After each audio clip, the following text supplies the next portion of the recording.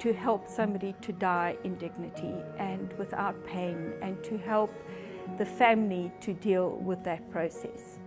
It is surely one of the very most rewarding things to be able to do.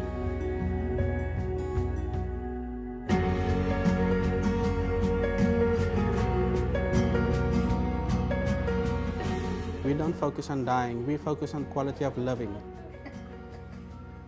We celebrate life and how you can still live your full life until you die.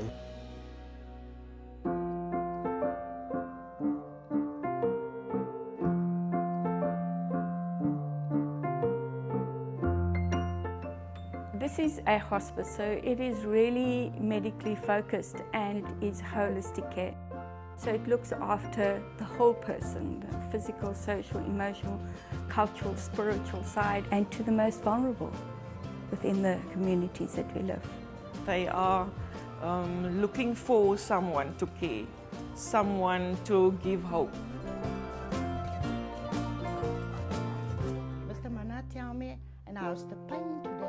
At the moment we have 35 home-based carers. They are really a proud group of women that wear their uniform with great pride. The impact that they have is tremendous.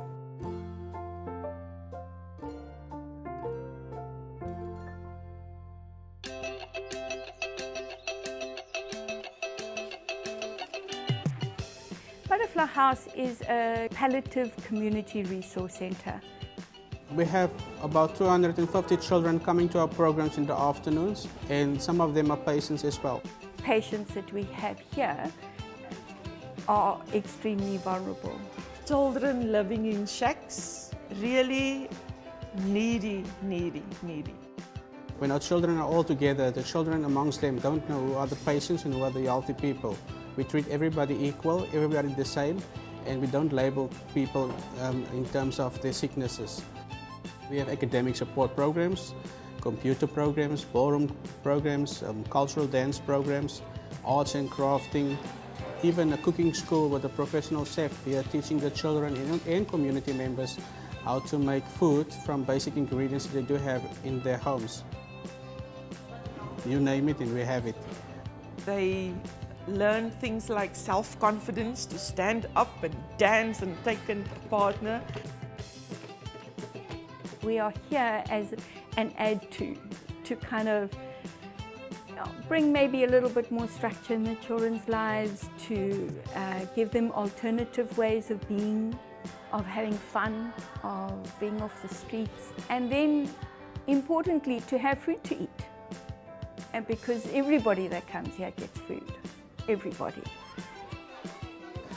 We teach them accountability, self-confidence, personal capacity development, gender fairness and justice and ethics.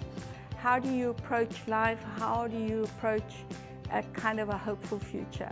All of the programs that we have developed here basically have that focus in mind.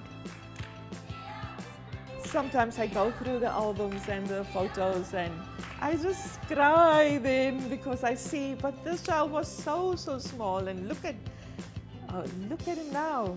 Look at her now. We're giving them more options here at Butterfly House also, so they can dream bigger.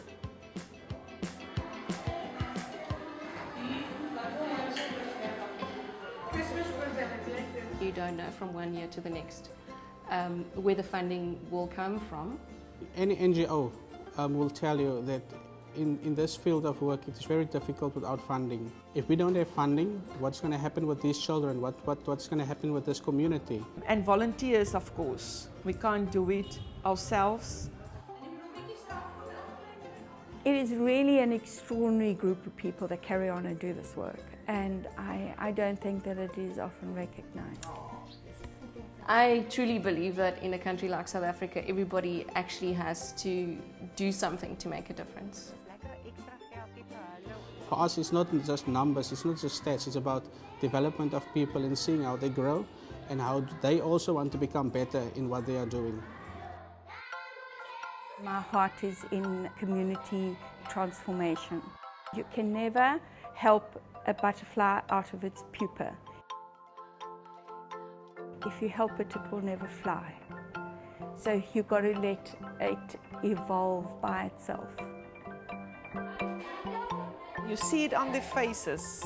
They don't see a future for themselves. We promote that there's hope. There's hope for you, there's hope for your family, there's hope for what you want to do or what you want to be. And that's why we say we are doing hope.